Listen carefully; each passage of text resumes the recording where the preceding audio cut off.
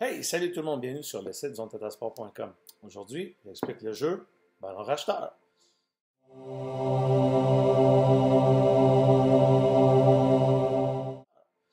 Alors, pour jouer au Ballon Racheteur, c'est très simple. Disposition, ça prend un rectangle de ballon chasseur, puis c'est généralement le terrain de volleyball, c'est-à-dire 9 par 18, 9 de large par 18 de long. Il y a une ligne médiane au milieu, on ne la dépasse pas. Donc, il y a deux équipes, une dans chacune un dans les deux espaces délimités par le rectangle de ballon chasseur. Ensuite de ça, vous pouvez prendre trois ballons. Moi, souvent, ce que j'utilise, c'est deux ballons bleus, un ballon rouge. Ballon bleu lancé par tout le monde. Ballon rouge lancé seulement par les filles. Les garçons ont le droit de l'attraper, mais s'ils lancent le ballon rouge, ils sont automatiquement éliminés. Donc, s'ils l'attrapent, ou peu importe, ils le donnent à une fille. Ça, c'est pour ce qui est de la disposition. Vous pouvez même mettre des cônes sur le côté, deux cônes, en fond. Un sur la ligne de côté, puis un cône de l'autre côté, dans le fond, de la ligne centrale. Pourquoi? Pour point de repère pour les personnes qui se font éliminer. Ils vont se placer à côté du cône respectif de leur équipe pour déterminer aussi l'ordre par l'ordre des personnes qui sont faites éliminer. Donc, ça, c'était pour la disposition. Ensuite, but du jeu, éliminer l'autre équipe, chaque joueur de l'autre équipe. Puis, évidemment, à la fin, être l'équipe la plus nombreuse. Dans le fond, ce sont les deux objectifs à atteindre dans ce jeu. Tout en essayant de lancer de la bonne main, dans le fond, le bon positionnement pour lancer le ballon et non lancer la version joueur d'or.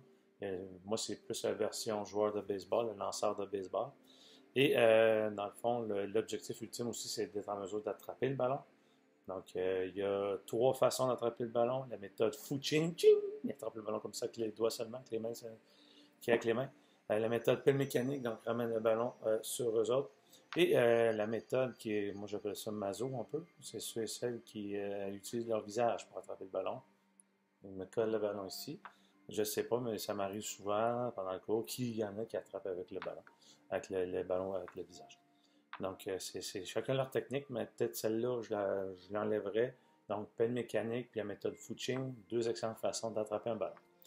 Donc, en ayant fait un rappel de ces principaux éléments, là, la partie, on peut commencer. Donc, on se rappelle que le but du jeu, c'est d'éliminer l'autre équipe. Donc, si je lance le ballon de l'autre côté et j'élimine un joueur, dans le fond, le joueur éliminé va se placer à côté du cône, comme on s'était dit au début, va se placer à côté du cône et attend que quelqu'un de son équipe l'attrape. Parce que le but, c'est d'attraper les ballons pour racheter les vies des personnes qui sont éliminées.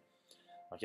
Donc, la personne est sur le côté, il y a quelqu'un de son équipe qui l'attrape.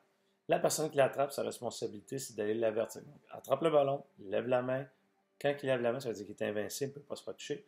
Va voir la personne qui est éliminée, la première personne de son équipe qui est éliminée.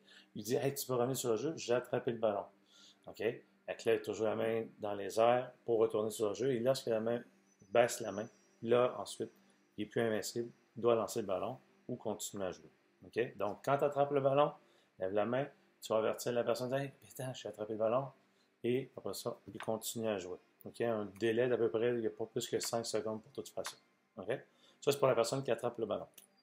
Dans le fond, j'échappe le ballon, donc la première personne va se placer à côté du cône. Oh, il y en a une deuxième personne de mon équipe qui l'échappe, va se placer à côté de la deuxième personne, et ainsi de suite. Donc, vous avez noté que lorsque ça l'arrive, il y a de plus en plus de monde qui sont éliminés et il y a moins en moins de monde, on dirait, qui attrapent les ballons parce qu'ils ont peur de se faire éliminer. Pour pallier à ça, je vous offre une deuxième option.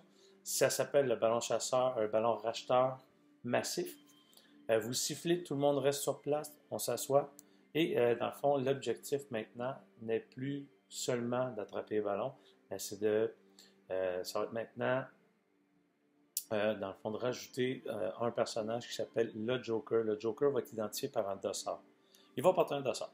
Et lui, son travail, c'est d'attraper le ballon pour délivrer tout le monde de son équipe qui est éliminé. OK? Le Joker, il n'est pas invincible. S'il échappe le ballon, il est comme un joueur normal, il est éliminé, il va sur la ligne de côté et il attend que quelqu'un de son équipe attrape le ballon quand c'est son tour. Qu'est-ce qu'il y a d'autre? Ah oui, j'oubliais.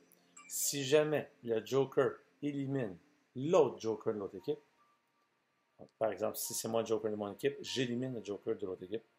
Mon équipe a gagné, la partie est terminée, on arrête la partie maintenant. On arrête la partie là.